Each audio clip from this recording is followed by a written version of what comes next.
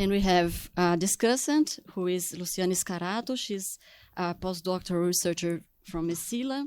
She holds a master in cultural history from the Universidade Estadual de Campinas and a doctoral degree from the University of Cambridge.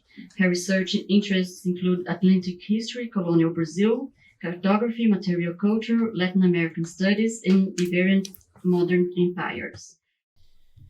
Okay, so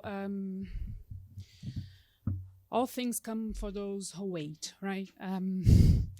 So thank you for being here with us in this last panel. I was very happy when I was assigned with the responsibility of commenting on Cláudia Briones and Jeffrey Lessa and Renato Sérgio's presentations. So thank you very much. I am very happy to finally meet in person Jeffrey Lessa, who I have been reading for the past 7 years, I think. Cláudia Briones was one of the many gifts, I think, I've won while in Mesilla. I started reading her last year, and now Renato. Well, what a day.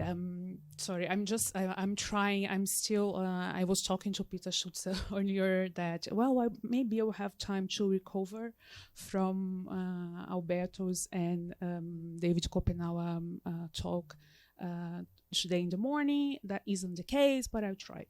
And I'll try to be very brief as well. First of all, I will highlight two aspects that I think that the three presentations have in common. And then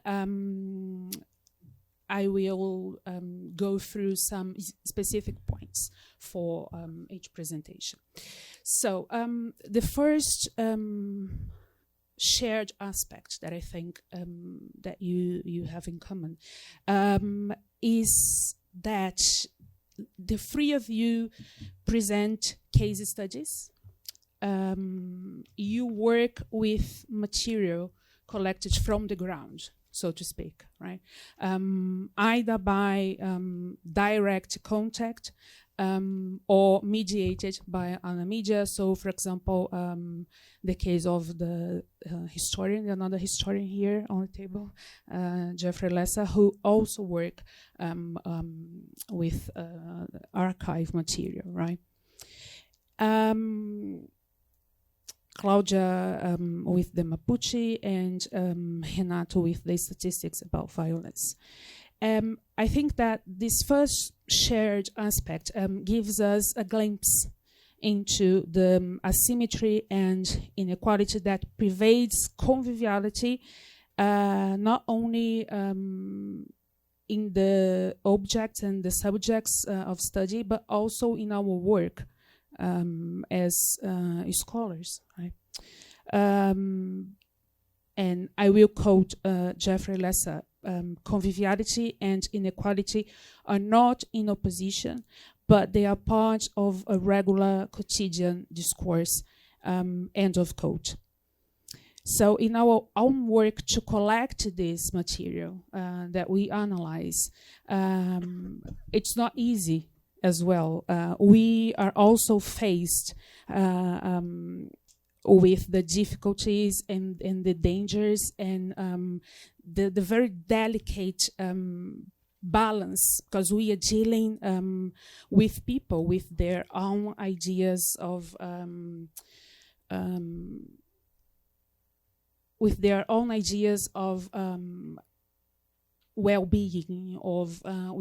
own identities, right? So it's the field work, the empirical work that has been presented here is also a form of conviviality, right? And then the second shared aspect shared today, I think, is that you are not very much worried about the theorization of conviviality, right, and inequality. And then I will quote Claudia Briones. So you are here more concerned, it seems to me, the practical ways in which communities and organizations characterize and strive to reverse inequalities. End of quote. So, in other words, what I have seen here and what I have read in this panel is that you look at the everyday of conviviality and inequality, and trying to understand how people fight injustice, not only in the public sphere, but also in private. And most of the times, without even knowing what conviviality means. And then I remember Raquel Gil Monteiro in one of our, she was a senior fellow last year. So, for example, the immigrants that are struggling for public health, they couldn't care less about what the meaning of conviviality is and regimes of conviviality and so on and so forth. And with this, I'm not saying that it's not important to theorize this, but it's also interesting to see how these things happen and how they are part in the very common sense of the word, in the very etymological meaning of it. So maybe it is too simple, yes, but it doesn't mean simple is not a synonym of stupid, right, and unimportant. And I think that when Lessig talks about public health and the public's health, he's also revealing one of the most, I think, distinctive traces of Latin American society, which is the very blurred lines between the public and the private sphere that have accompanied us since the colonial times. So I think these two are two shared aspects. Then moving to specific comments. I think regarding Claudia's presentation, as I read your text and as I was listening to you, I wanted to know more, maybe if you could talk more about I'm not sure I can pronounce this.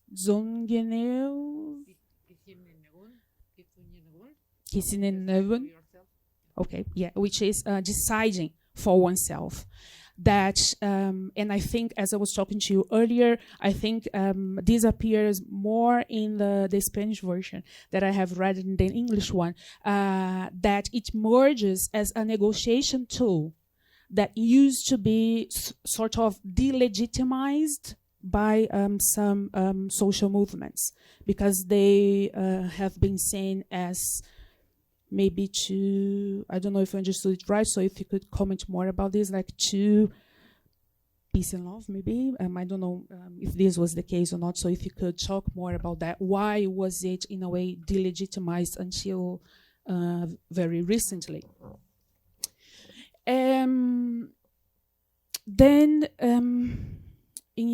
about Jeffrey's presentation, the case you mentioned of Joanna and Vanya also called my attention, and I was wondering if you could talk more about it, because it reveals another side of conviviality that we have been discussing at Mesila and we have seen today as well, which is this link between humans and the spiritual world, and how this plays a key role in Latin America. And so I think with this, I am very much thinking about the presentations we had this morning, the beautiful speech of Alberto and also of David Kopenawa. But I am also thinking about, with all of these sad times that we are going through with Bolsonaro's government. And with this, I start moving on to Renato's presentation.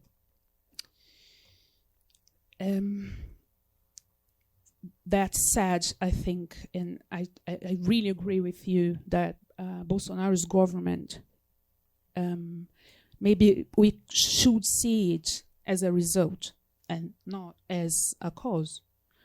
And I still see, and with this I'm not saying that it's not the cause of many things, but I really think it is a result. And what I'm afraid of by what I hear, and I include myself in this as well, is that on the one hand, we disapprove, and of course we do, we should, we must, when people talk badly about some religions.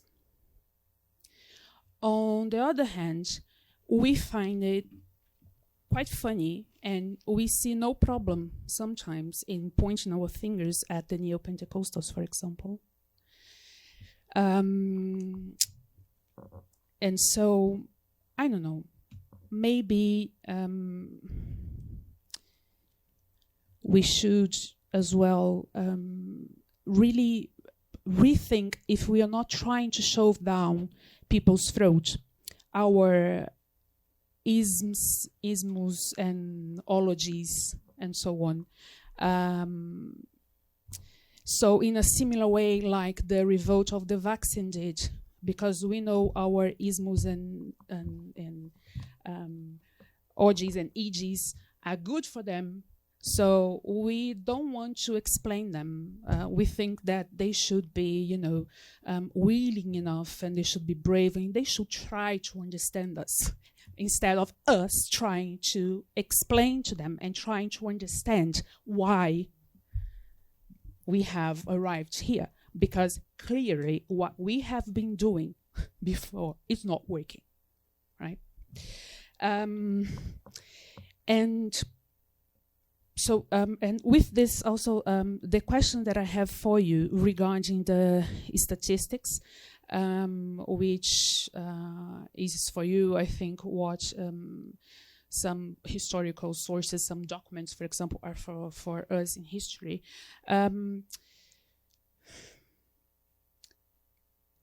Has, for example, feminicide really grown?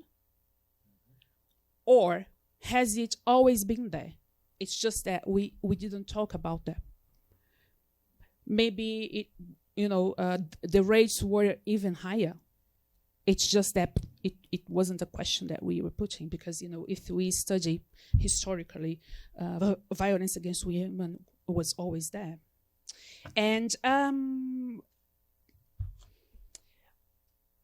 also, I think when you talked about the US, that violence shocks in the US, does it? I mean, some states still have death penalty, and some people really think that they deserve to die. It's just that it is institutionalized. So I'm not really sure that it is good to look up to the United States in matters of security, as I am not sure if it is right to look at the US for matters, for example, of anti-racist politics, but this is another...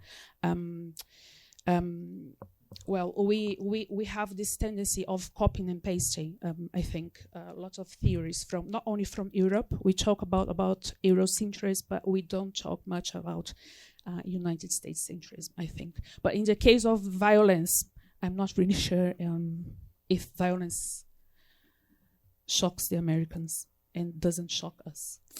And yeah, what you talked about, Boto, because I've just been to the Amazon, it's such a beautiful animal, so poor Boto, he has nothing to do right with them. Yeah, I think it's this, and also I saw in your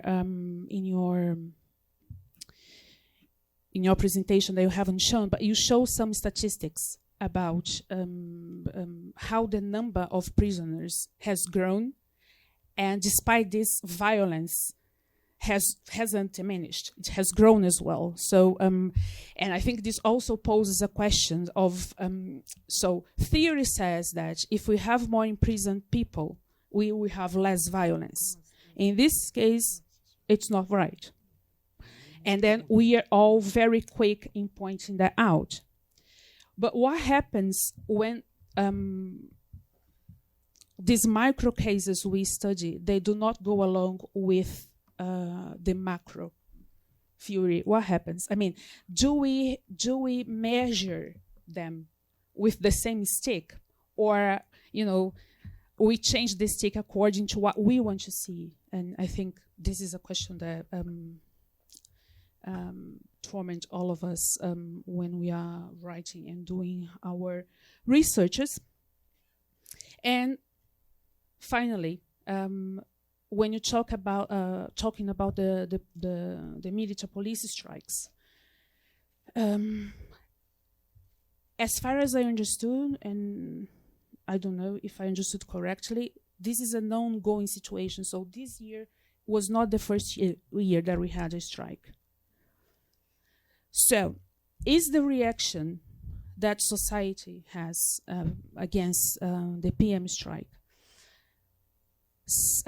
because of it happened in Bolsonaro's government? So, to speak, if it had happened under Lula or Dilma, would our reaction be the same? And yeah, I think that's it. And just thank you again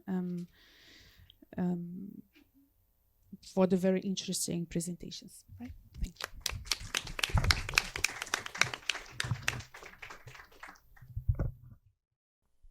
Any questions? Eu queria perguntar para o Renato, porque assim, com a questão do governo Bolsonaro, a preocupação com as polícias ela tem crescido e tipo teve o estopim no Espírito Santo, tem a violência que ocorre desde sempre no governo Temer, que passa um pano desde sempre, e agora teve a do Ceará. E como teve o Zema agora que ele deu aumento para as polícias e em paralelo teve essa violência do Ceará. Sobre o governo Bolsonaro, que ele supervaloriza as corporações. O Brasil pode se encontrar refém disso, porque assim é de causar um meio, eu fico encabulada, porque assim muitos juristas falam a polícia não pode fazer esse estopim. Só que desde o governo Bolsonaro, quantas coisas têm acontecido que poderiam ser constitucionalmente questionadas, não são. E a sociedade ela tem uma demanda muito grande por segurança pública. E aí eu fico pensando, aquela expressão meio feia assim, se correr o bicho pega, se ficar o bicho come. Porque assim, a gente precisa de segurança pública. Mas será que se prender pessoas também não está resolvendo nada? As drogas também não está resolvendo nada. E aí, como que vai funcionar? A gente se encontra numa sinuca de bico ou tem solução? Meu nome é Águida e eu tenho uma pergunta, meio comentário para o Jeffrey Lesser. Eu achei curioso o nome da sua apresentação, porque eu moro no Bom Retiro, eu moro lá há 13 anos, e esse discurso de ser o pior, o discurso do medo, eu ouço com frequência, né? Vocês já falaram assim, nossa, como você mora lá, ou então mora gente lá, assim, coisas super agressivas. E eu ouvi isso de um estudante da USP de bacharel em Ciências Sociais. Então, a questão o que eu fiquei curiosa é como você mapeou essa narrativa, assim, sabe, para chegar nesse título, né, do pior, assim, o quanto isso é... Não, eu sei, eu compreendi. Sim, mas... sim, mas é que você disse que tem essa... Não, sim, eu concordo, eu não tô ofendida por você. Eu quero dizer assim... não. Eu não falei isso. Eu só acho curioso isso que você disse, que o guia turístico ficou com medo de ir no bairro, né? E mesmo essa parte de hipster do Bom Retiro, que, por sinal, mora na Rua Bandeirantes, que você mostrou ali, as pessoas também têm medo, né? Então, assim, eu só fiquei curiosa um pouco essa permanência do medo e por quê, né? Assim, muitas pessoas têm isso aqui em São Paulo. Eu acho muito louco, né? Uma pergunta para Renato. Nos últimos 20 anos se fala mais de segurança da cidadania, mais da segurança pública. E os workshops se fala mais também os brasileiros apresentam experiências de participação da cidadania. Então, você não falou disso, então acho que se tem alguma experiência sobre isso. E também nesses workshops se fala, se faz consenso de que uma das principais reformas das organizações policiais são permitir a eles organizar-se sindicalmente. Você, no exemplo de Ceará, parece o exemplo contrário, não? Que a sindicalização está vinculada à ideia corporativa. Então, você que acha sobre isso, não? And then for Claudia, no, these days in mainstream Argentina, there's this debate about the public and the private.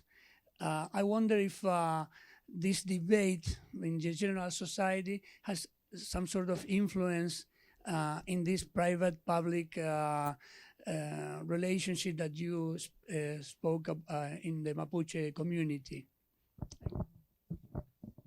Just a couple of very brief questions regarding Jeffrey Lesser's fascinating research. The first one, I wonder why, and maybe you can tell us a bit, why you decided to move from historic studies to contemporary studies, and how do they feed back each other? And the second one, maybe you could tell us a word about what are the reasons behind these very different interventions. Is it two different objectives, two different agencies, the federal government and the state government? You were saying that you went with two health teams, one male, very prominent, and the other all female, and the reaction of the community was very different. So maybe you can tell us some. It's common to have different policy purposes, but in the same place, the same community. I just wonder what your explanation of that is. Thank you very much.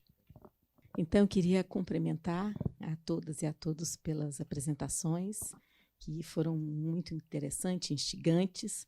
E eu queria fazer uma pergunta geral assim, para a mesa, cada um do seu lugar, falando, pensando nas questões indígenas, questões sanitárias, nas questões da violência, e trabalhando um pouco com a ideia final que o Renato nos apresenta. Então, eu gostaria de pensar junto com vocês, pensando no nosso tema de convivialidade, desigualdades, né? Eu fiquei muito instigada para pensar que, geralmente, quando nós falamos da convivialidade, nós estamos falando ou tentando falar de algo que seja mais afirmativo, mais positivo, não é isso? Talvez como uma possibilidade, como uma busca de saída para tantas desigualdades e tantas violências, né? Nas nossas sociedades latino-americanas. E então fiquei pensando, será que a mesa, cada um a seu modo, não está nos mostrando desafios das dificuldades do nosso processo de convivialidade na América Latina, que uma dessas dificuldades, será que não é essa violência estrutural, ou seja, nada de homem cordial, do Sérgio Buarque de Holanda, nada de democracia racial, à luz de Gilberto Freire. E essa violência, ela não é parte desse processo que os decoloniais vêm chamando da questão da colonialidade, ou da persistência da colonialidade, que é acirrada cada vez mais pelas relações de poder e pelas desigualdades que são geradas na nossa América Latina.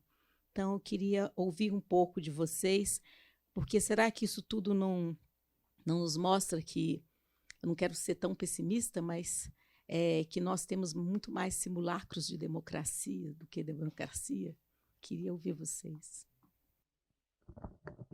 Porque, enfim, essa observação eu ouvi de um procurador da República do Grupo de Justiça de Transição, contando sobre os processos que o Ministério Público Federal entra em relação a processar torturadores das Forças Armadas durante o período da ditadura militar, de 1964 a 1985.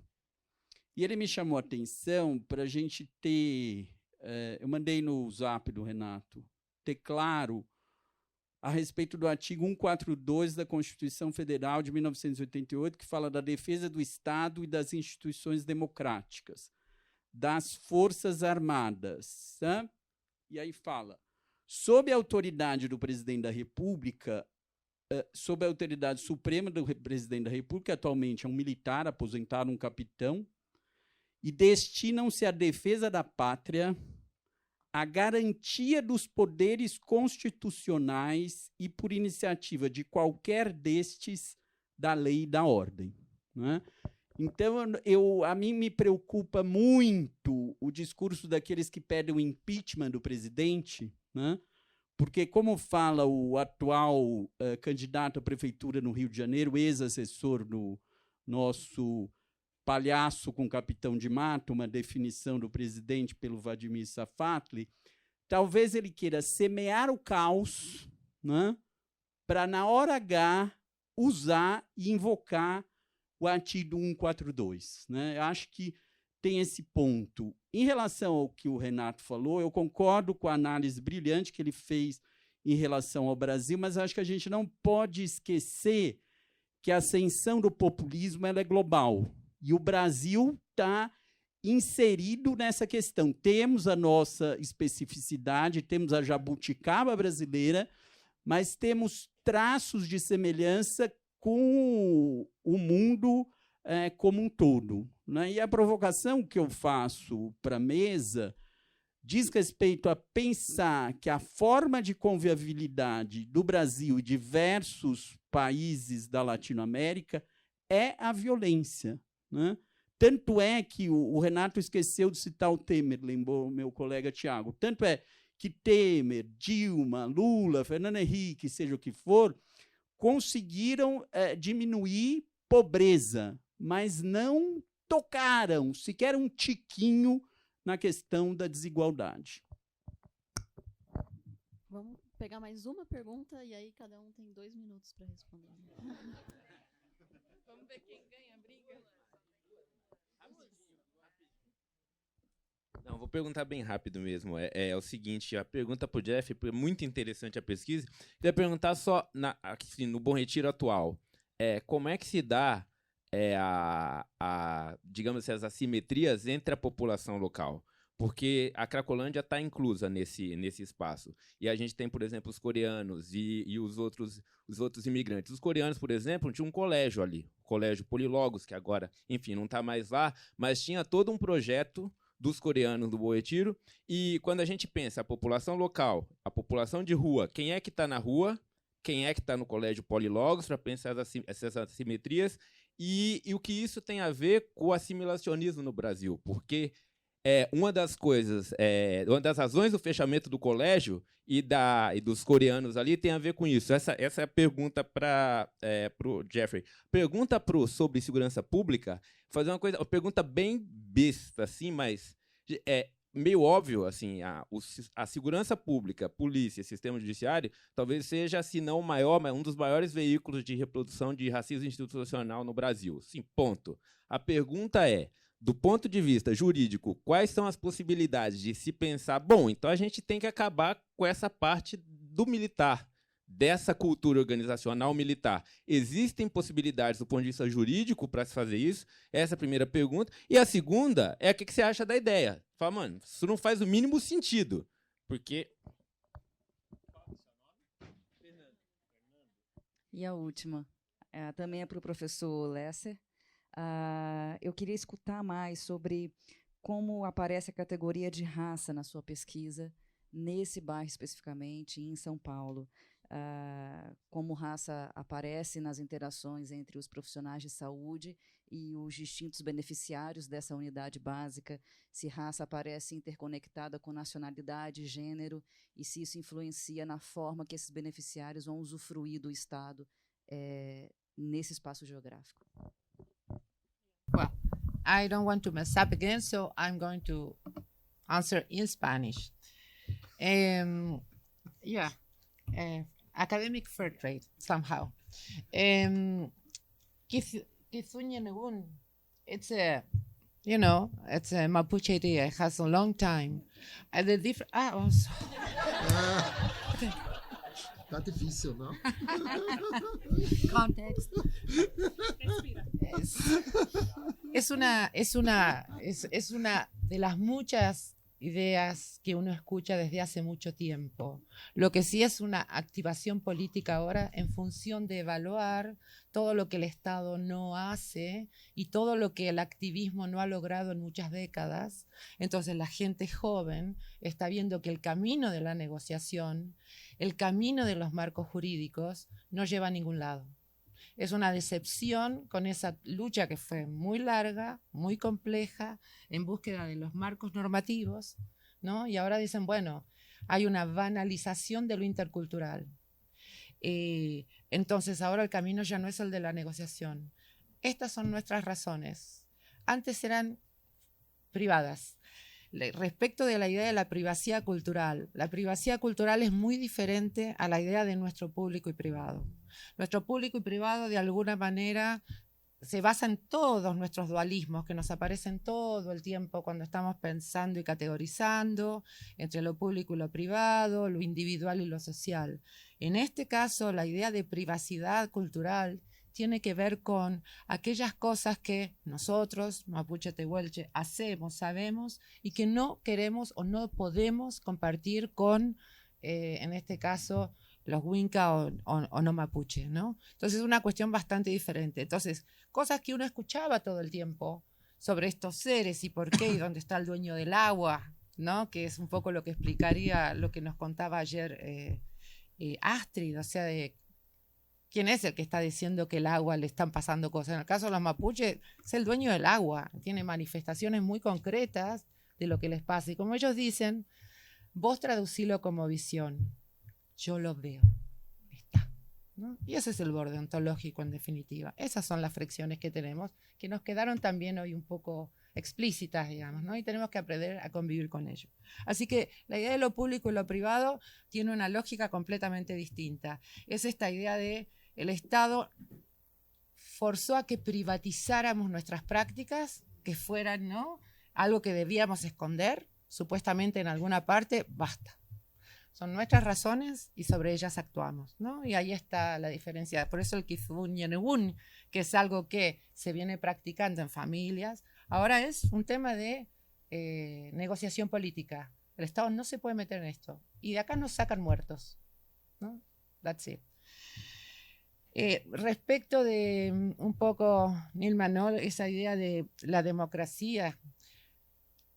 A ver, convivialidad es un horizonte como es la interculturalidad y como es la idea de la democracia, ¿no? A mí a veces me preocupa que tendemos a reificar ciertos conceptos, incluso el de populismo, lo tengo que decir, lo lamento, yo vengo de Argentina, nosotros...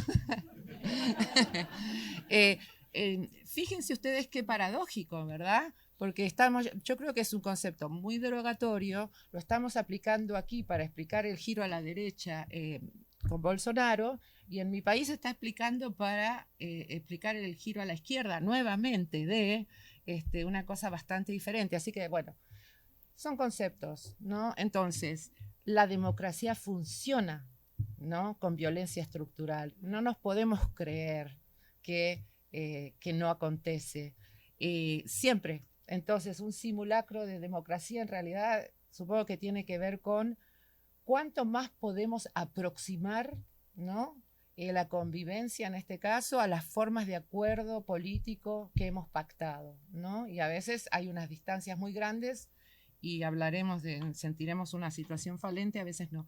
Pero yo pensaría incluso convivialidad como un horizonte utópico, como es la interculturalidad, la demanda política de interculturalidad para los indígenas. Lo que pasa que lo que yo quise alertar es que está quedando chica. En la medida que banalizamos conceptos, en la medida que no somos consecuentes con nuestras prácticas políticas atrás de esos conceptos quedan muy chicos.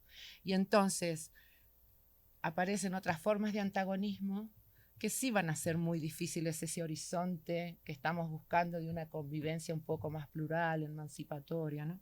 Por ahí van mis cuestiones. Bom, estou pensando em como ligar todas as perguntas e acredito que cheguei lá. Sim e não.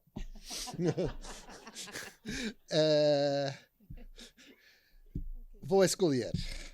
Primeiro, a questão de espiritualidade é muito presente no trabalho e quero dar um exemplo de como funciona no nível de pessoas de verdade. Uma das categorias usadas pela prefeitura para gravidez é gravidez planejada ou não planejada.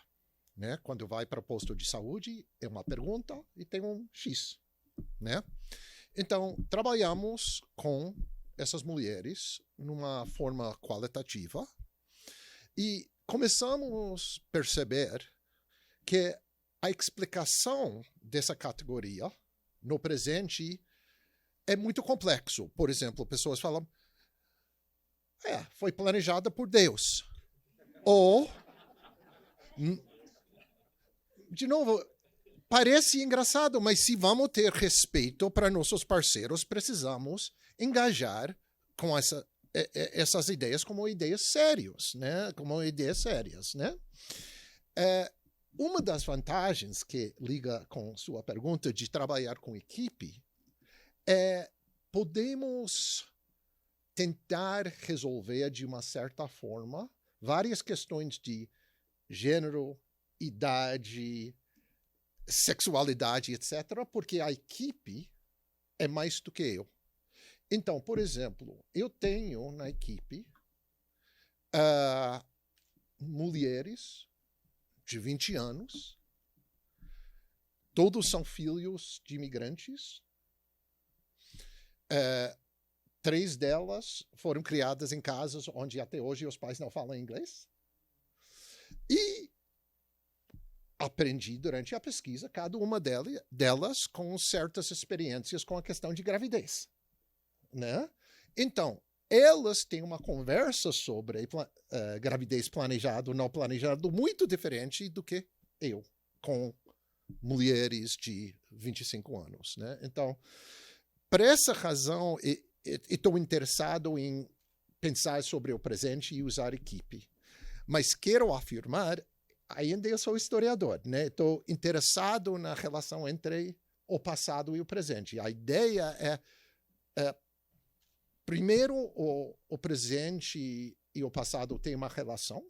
E segundo, nas políticas atuais, entender o passado vai melhorar as políticas. Por essa razão eu usei esse exemplo de lixo. Porque se falar com pessoas hoje, eles vão dizer, o problema é tem aquela fábrica que deixa o lixo lá. Mas o problema não é aquela fábrica. É um problema histórico. Né? Medo. Sim, tem toda a razão. Medo é um tipo de preconceito. É mobilizado não só em São Paulo, mas em todas as cidades grandes do mundo, contra certos bairros, em favor de outros. De novo, a pesquisa, para mim a pesquisa é importante porque quando eu falo com guia turístico hoje, ele acha que o medo dele é do presente. E o que estamos tentando mostrar é o medo dele não é exatamente do presente, é uma herança passada geração por geração sobre espaços, sobre certas pessoas, etc. A outra coisa que quero dizer é as pessoas que dão medo também têm medo, né? Ou seja, medo é mais uma coisa que não é simples. É impressionante, por exemplo, na equipe médica eu trabalho com 7 agentes comunitários. São pessoas do bairro, né, cujo trabalho é entender a saúde do bairro, né, ou do microterritório. Nenhuma delas, né, são todas mulheres, nunca foi para a Avenida Paulista num domingo.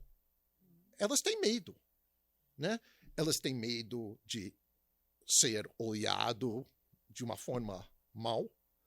Elas têm medo de ser roubadas, etc. Então, medo é mais uma categoria extremamente complexa.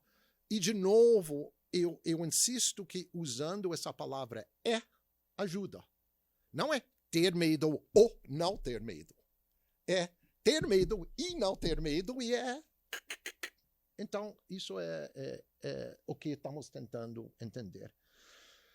E, finalmente, a questão racial, assimilação, cabe dentro de tudo isso. Um membro da minha equipe, a Emily, ela é socióloga, muito brilhante.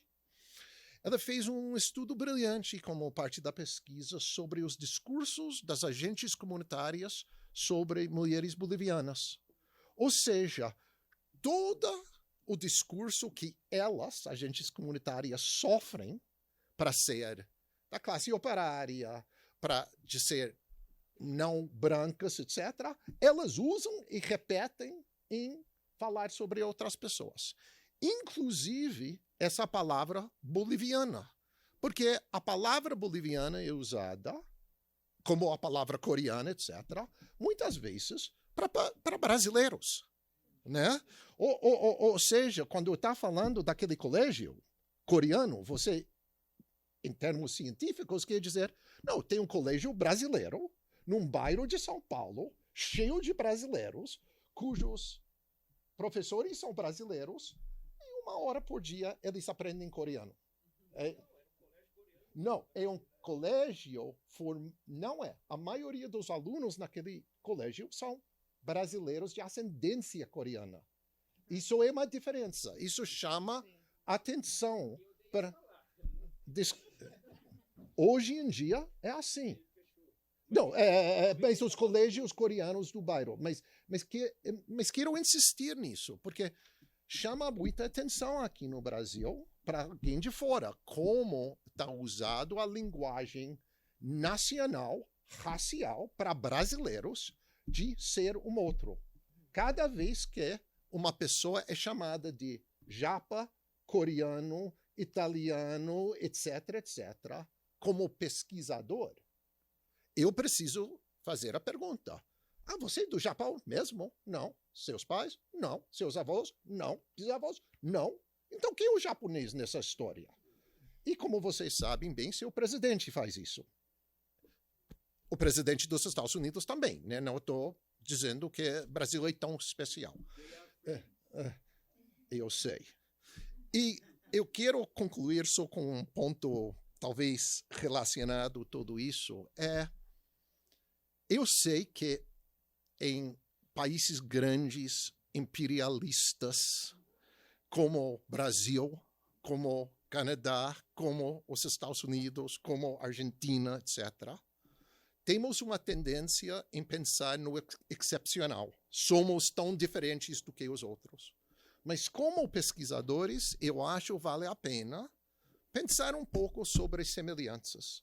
Que talvez a situação no Brasil explica o que está acontecendo em outros lugares.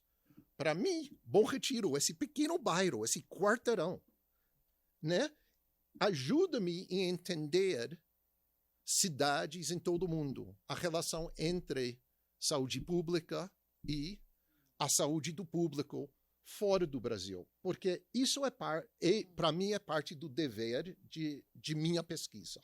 Né? Para chegar numa conclusão que eu entendo um quarteirão, isso não é tão interessante para mim, nem para vocês.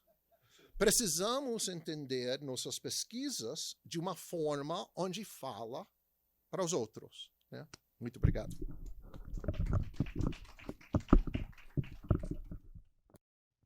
Eu tenho um grande desafio aqui, que é tentar resumir em 2 minutos as considerações da Cláudia, do Fernando, do Guilherme, do Oswaldo, da Neuma, da Lana e da Luciane, só.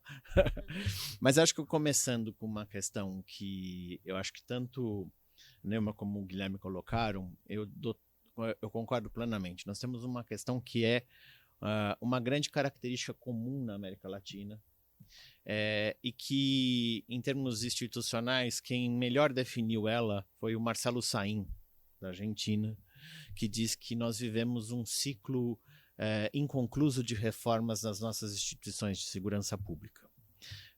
Historicamente, a gente começa, tem energias, mas que morre na praia, para usar uma expressão nossa, ou seja, a gente não tem energias para conseguir fazer a passagem de propostas de transformação de eventuais lideranças políticas em novos arranjos institucionais e organizacionais. E aí eu respondo, Oswaldo.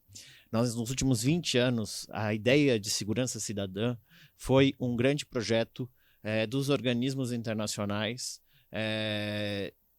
proposto inicialmente pelo PNUD, mas que comprado pelo Banco Mundial, pela CAF, pelo BID, e que financiou inúmeros projetos tentando incluir a lógica da prevenção na ideia da segurança pública. Só que isso não aconteceu, porque no momento que você termina o projeto, você troca o gestor, nós temos um arranjo institucional que, por exemplo, não incorpora o município dentro da própria lógica da prevenção e da segurança pública.